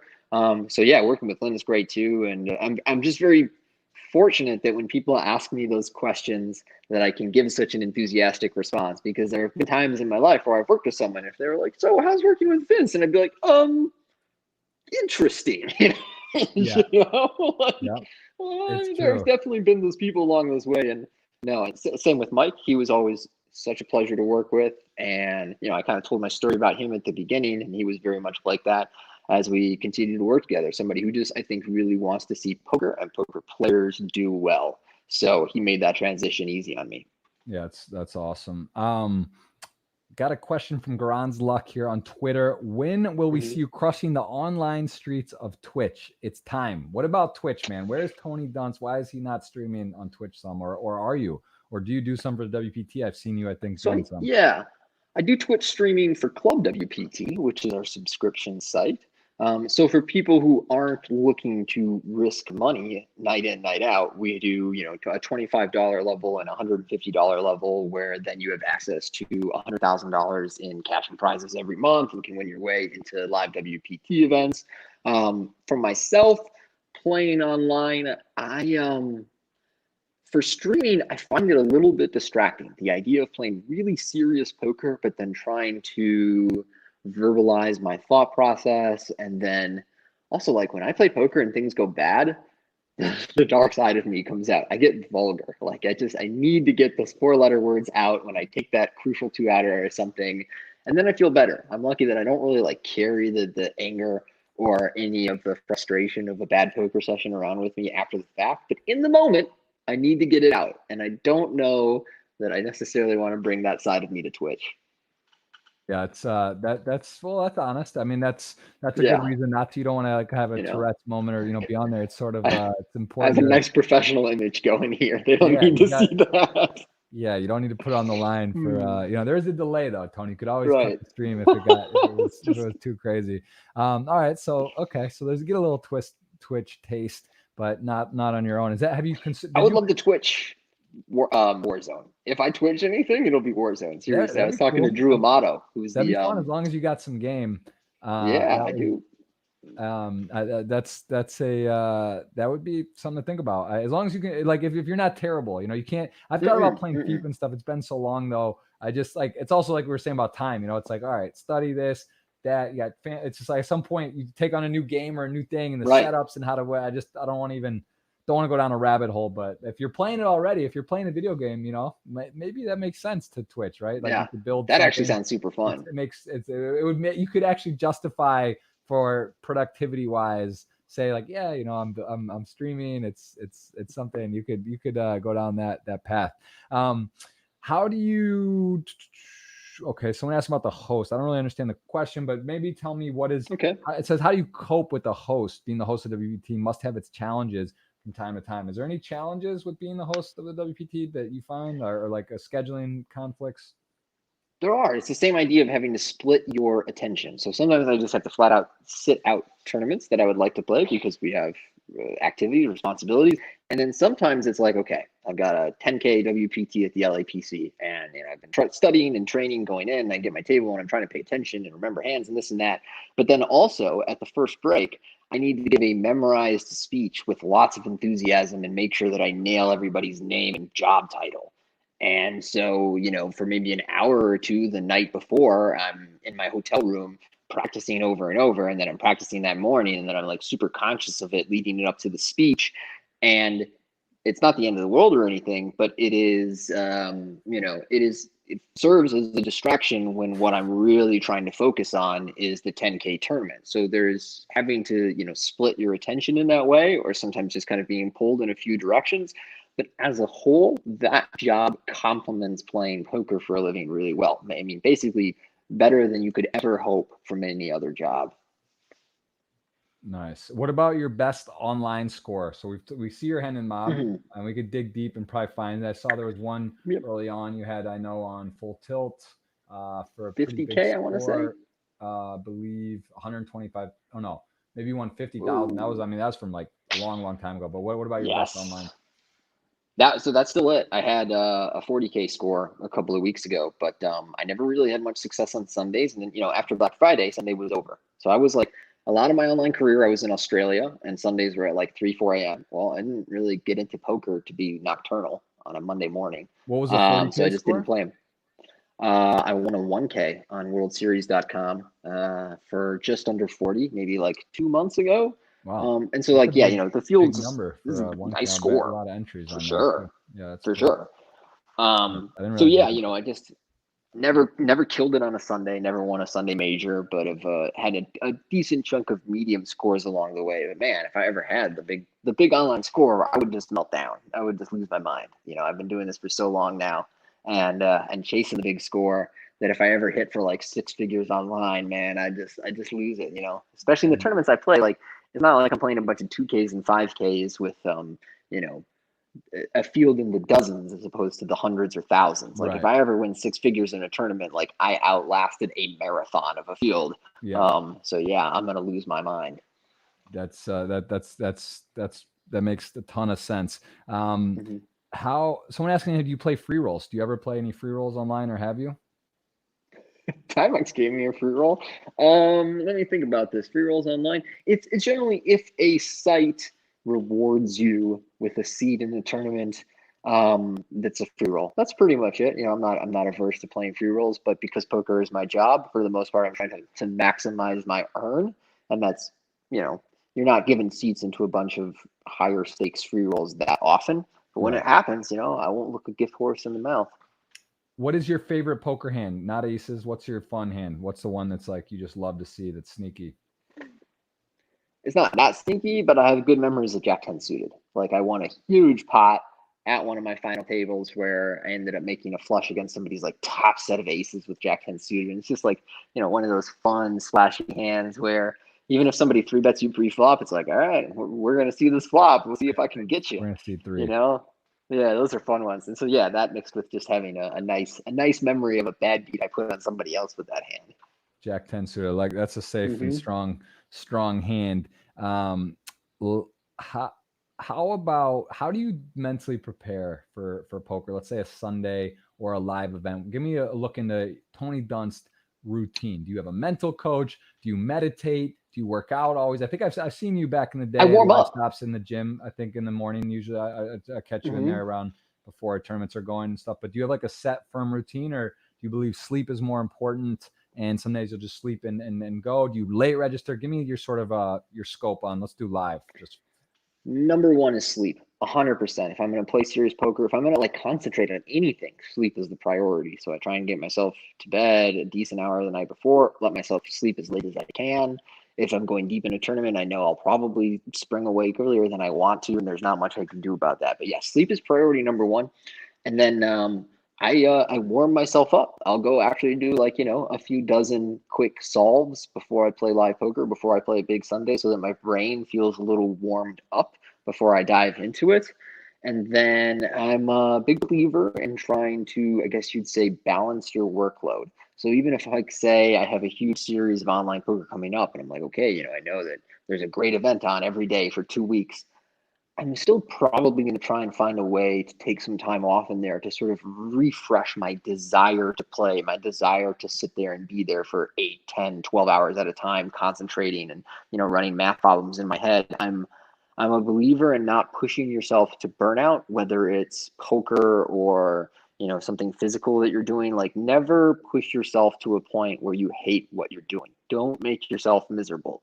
If this is going to be your job or something you're committed to, you want to try and build a structure around it that you enjoy it, even if it's going to be difficult and challenging at times, even if it makes you a little uncomfortable. It shouldn't make you miserable. And so I really believe in giving yourself enough time and enough warm up that you go in with a positive mindset and feeling prepared, but also you don't push yourself to the point of burnout. And what about bad beats or dealing with, how do you deal with being tilted or upset or something that happens, and like, are you able to just shake it off pretty easily, or how do you manage that in the moment? Online I swear I say, really, yeah, it's terrible. And then live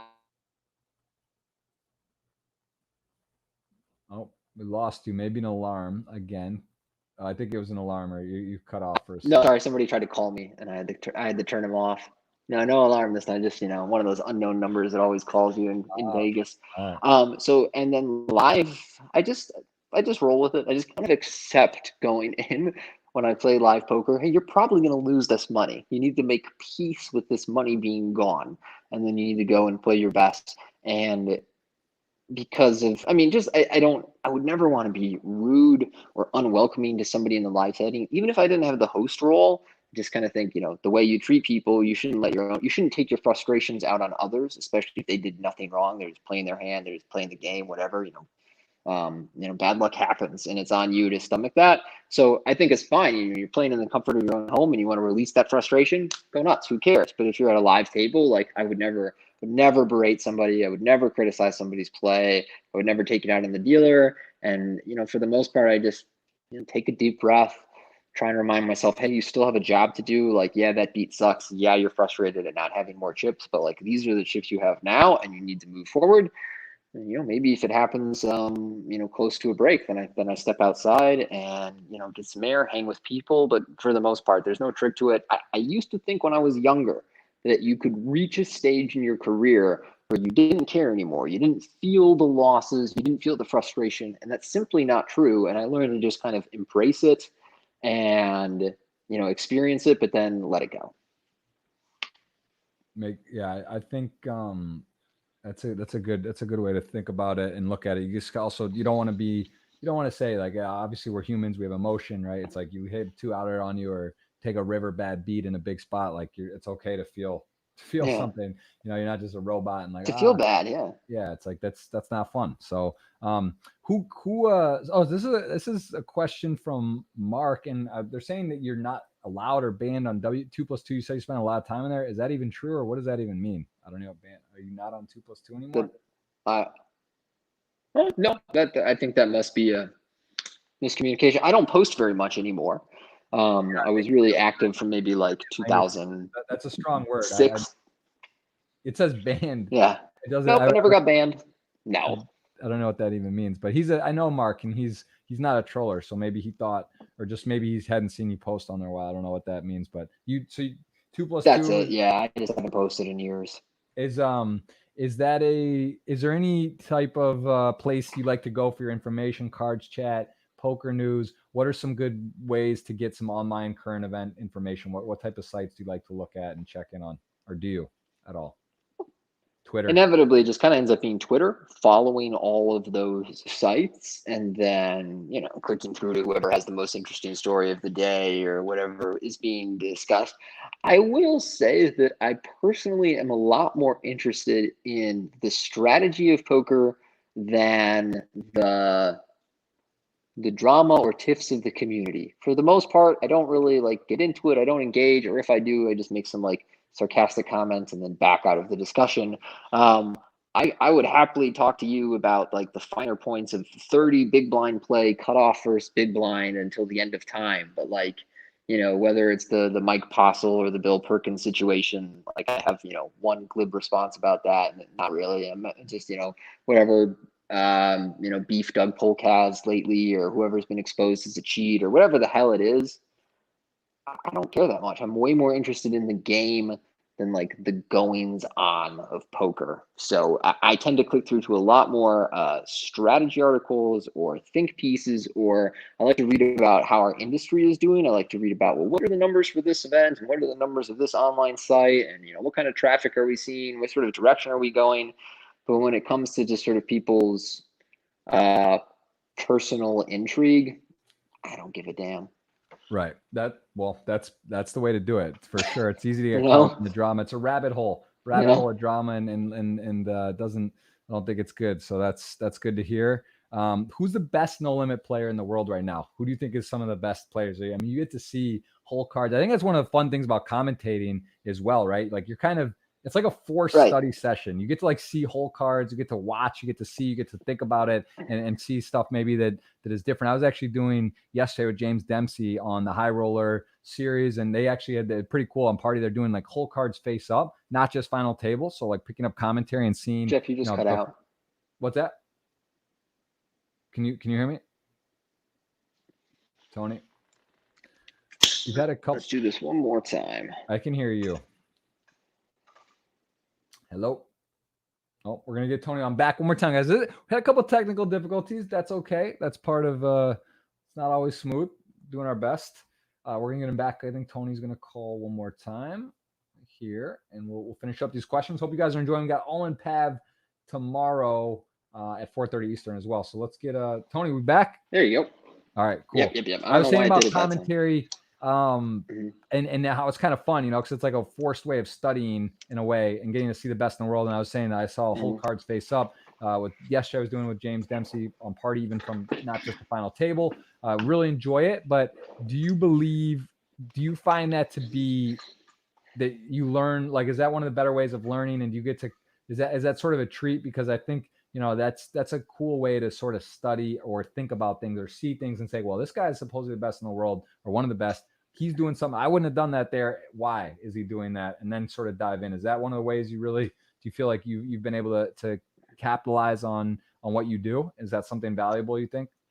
100%. I enjoyed doing the online streams during those years because they were basically study sessions. And I was watching a whole bunch of the best players in our game make these pivotal decisions at final tables. As for the earlier question, who do I think the best in the world is?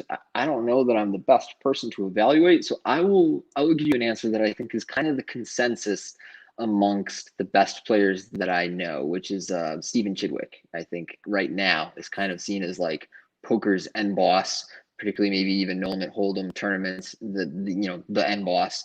Even when I talk to guys like, Dan Smith, Justin Bonomo, Ike Haxton, guys who are his competition and just like right up on that tier, there seems to be some degree of consensus, which is very rare amongst poker players, that Stevie is the best. That's good to know. That's sort of my son's girlfriend, because him and her are born a day apart, and I got a picture of them holding hands in the Bahamas in November. So it's I like that's not bad. You're gonna have some talented grandchildren. Hopefully maybe they see a few hands together. But that's shout out to Stevie. Definitely an absolute crusher, and great to see him. He's been around forever too. I remember him back in the day winning those steps and back on just playing all the sit and goes, and really that man's played a lot of poker. So I think that answer is for sure sound and would stand. Who got you into poker? What was the reason you started? I know mine very well, how I got in. Do you remember what got you to put money online or start playing live? What was actually the first person or moment that made you decide to take that step? I think it was, I had already taken an interest in gambling as a whole. I had taught myself to count cards at 16 after reading Bringing Down the House. And then I realized, blackjack, I'm too young to do any of that. That's not going to help me in any way. And right around that time, poker started to become more popular. They started to show the 2002 World Series with Robert Varconi versus, Phil Hellmuth. And started to hit all these advertisements. If you can deposit on Party Poker right now, you can deposit on Paradise Poker right now. And so, eventually I just took the TV's advice, and I was like, okay, let's give this a try. Whipped on in. Yeah. I saw an article from Lance Bradley posted about there's a huge thing pending right now on the Wire Act, basically with this New Hampshire lottery, that it's being done online as well, since Boston's one of the epicenters, and that's where the court hearing was, and it won't be back on for who knows. But essentially, I don't know if you saw this. I caught this yesterday, basically saying that it's a huge portion or part of what's going to happen to online gambling is coming down to this case and what they say about this. So this is going on right now. I don't know if you saw this, or I kind of got a brief on. I could send you the article if you didn't see it. I literally. I saw it yesterday. Let me just see. Actually, I could put it up here. Do you know what I'm referencing here? I know what you're referencing. What I don't know is what the implications would be for our industry if this was from, I think, yesterday, right here. It's saying that expansion of interstate online poker largely hinges on how a lawsuit brought by the New Hampshire Lottery Commission turns out. Arguments begin today. Get up to speed. So it's basically the Wire Act appeal. Yeah. So Come on. Is pretty big. What is your thought on? You're very inside the industry. Obviously, Adam Pliska, WPT. You guys are in tune to what's going on. I feel like I'm fairly as well. I have a lot of information, talk to Rob Young, get a good feeling what's happening. What does your gut tell you? Because it's crazy. If you would have made me bet, luckily there wasn't a line, or I didn't hear you have an opportunity, that April 15th, was it 2011? Is that when Black Friday was? 2011 or 12? 11, I think. April 2011, yeah. April, yeah, tax day, U.S. tax day. So that happened Black Friday. If you would tell me, 9 years or later, we still don't have online in the States, I would say I don't think that's the case. Like I now Pennsylvania passed, big news. Stars is up and running. Right. I don't know why Party and WSOP isn't, but that's big. Michigan just passed. That's pretty big. That's right. my home state. And there's a nice pedigree with Ryan Reese, Kata, some World Series of Poker bracelet winners, some strong players there. It's a decent market. You say New York comes in, maybe Illinois, I hear is talked about. There's all of a sudden enough where it's sort of got a little momentum. But what do you think? Will poker be back in the U.S.? Sports gambling legalized at a federal level, huge deal up to state by state, sort of piggybacking going on with that. Where do you fall? Do we think we get poker? Do we get another boom? Do we get a U.S. where it's just open season for poker in the next 5 years? Piggybacking is a good word. Piggybacking is a good word, because I think that a lot of the states that would pass a bill that allows online poker do it as a tandem bill that allows for sports betting. It becomes kind of an online gambling bill. And poker ends up kind of being tacked on along with sports betting. I think the big thing is being able to share the liquidity of multiple states, or being able to do it on a federal level. My opinion remains that this is still going to be played out on a state-by-state basis. I haven't dived in enough to this Wire Act reclarification lawsuit, New Hampshire thing, to know how that could potentially affect federally regulated online poker. But certainly since Black Friday, online poker in the states has been a state-by-state has been done by a state-by-state basis. And so that makes it a very slow process, because you got to go through the state legislature just to get it approved. Okay, and then there's this really slow gradual rollout. And then we've launched, and now we have to get a pact to share liquidity with different states. And there's all these different groups sort of vying for control and for how much money to get. And so it's really complicated, is the short answer. And I think that we will get there, but I am not going to speculate as to any time frame, because like you said, we are now 9 years removed from Black Friday. We still, on the whole, don't really have online poker in the United States outside of 3 separate states. So I wouldn't make any guesses about time frame. I still kind of expect these things to sort of happen slowly. But the nice thing is they are happening. And if we can get just a few more states to link up and share liquidity, we're starting to see a really large market for online poker in the United States, and also some variety for where online poker players in the US could potentially live. Like right now, if you want to play the US facing sites, you get to choose between 3 states, that's it. Hopefully you can make a life there.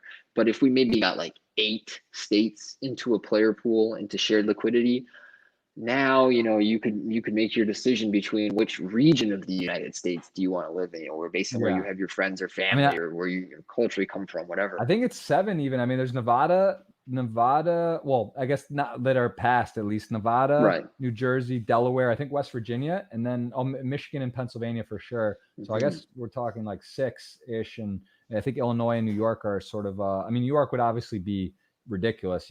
People would move there, people would make that work. Pennsylvania and Michigan are pretty solid too. Even Pennsylvania and Michigan would be huge additions. Yeah, so. They've passed. They're ready. The sites just need to get organized and get in. I think Stars is operating there already. So yeah, it's stuff's happening. But well, Tony, I will say I learned a lot. I got some good notes. Did some research. I already knew a fair amount about you. It's pretty cool, some of the stories that you've been a part of. That the one in Australia, definitely my favorite, seeing the 5K loss into the parlay play and just sort of fearless second place finish. Is there anything else you want to touch on? Anything coming up? Any plans you have? It's obviously COVID times, sort of parked, but anything that you got, any projects or stuff that you want to touch on, or anything to add? Because we covered a lot. No, unfortunately, we've done a good job of shouting out all the usual suspects for me. So I can grab the dates right here quick for the upcoming championship online. It's going to be 17th of July through the 8th of September. And as I said at the top, we are awarding 5 Tournament of Champions seats during the course of that series. So when live poker is back up and running, 5 players from that series are going to be joining us. And man, I just can't wait for it all to happen. That's awesome. And can you specify for us? Because I mean, again, I'm pretty clear on everything, but I know, so there's 12 championship events, I believe, but Yes. 5 of those. So what actually gets your name on the WPT Cup? What do you get your name on the trophy on Which of those 5? Or, well, I guess 12 championship events, 5 that are tournament champions that you get the 15K added to go. So which of those, are all 5 of those, is your name on the cup, or some of those are not in the limit event? Exactly, because in those 5, if you were to get a seat in the Tournament of Champions, that's only eligible for WPT champions, sort of the name on the cup level of champions. So yeah, those 5 would be also WPT champions in the most official ways. And which ones are those? So obviously there's a 3,200, I believe, no limit. There's a 3,200 pot limit. There's the 25K. There's a 10K World Championship. Is a 25K as well? I believe so, but to be honest, I'm not exactly sure. That's something that I should probably clarify, but I'm not exactly sure which of those. I'm actually not either. I want to get clear, and I believe that makes sense though. It's not all 12, and it would be for a certain price point, but generally the WPT is. I don't know if there's been a 25K where they have the name on the cup. I'm not sure if that's happened. In the past, we used to finish the season with a 25K, but we have not done a 25K in a ballpark 6 years or something like that. This is a big guaranteed. I think it's a 25K 10 mil. So 10 mil. I mean, this is definitely one of those ones you get out of bed or figure out a way. And just to close too, what about have you ever sold on Stake Kings, or do you have any interest in that? I mean, obviously I'm biased. I use it. I think it's great for engagement for fans and people that have a crowd fun where a lot of people can have a sweat, but obviously you have people interested in buying action. You have friends, or you've done arrangements in the past. But let's say a 25K, would you be interested to put up something where people could, you could say only $10 a person and let 100 people buy a piece, for example? Is that something that would interest you? I think sites like those are fantastic for all the reasons that you just gave. I personally don't like to sell to a large number of people, because in the event that you cash, now you have a decent amount of tax paperwork ahead of you. Well, and you got to chase down details from a lot of people.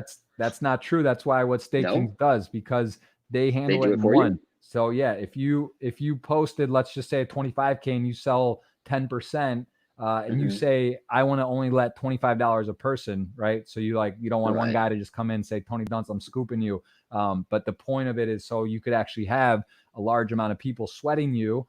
You could do that, and then in the event you win or you cash, you would then get one form, and you would not be just from Stake Kings. Yes, and they handle it. It's not via all the people. I did not know that. Yeah, that's the really cool.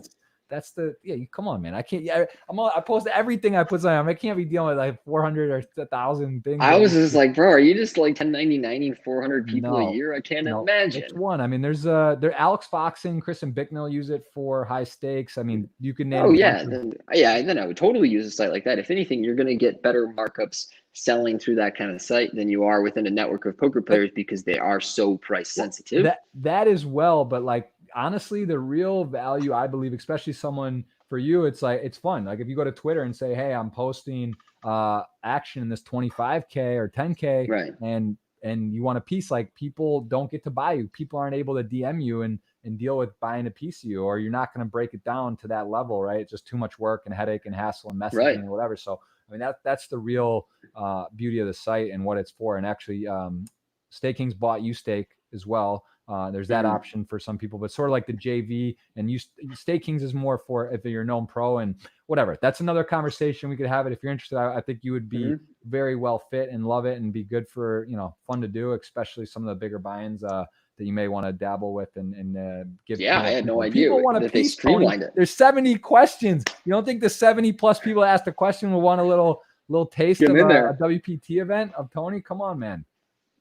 That is sick. I learned something. I learned something today. I had no idea, but that makes perfect sense. Of course, they should salvage it. I'm glad in the last minutes of a 2-hour podcast, you got a little value, because we got a ton. We had a good time. Future host of WPT, maybe alongside Tony. I'm just going to declare it, put in the universe. You never know. Love Vince, respect, and put in a good word. And just when I come for the favor, Tony, don't think we never did anything together. We've done some special stuff. So, all right, this is the last thing. We have a $55 ticket. We're going to give away courtesy of Party Poker. Tony, WPT, anyone else you want to throw in on the 55 gift? But we are going to grab this right here. We're going to copy it. Technology is fun, and you're going to tell me when, and someone's going to win $55. a ticket on Party Poker.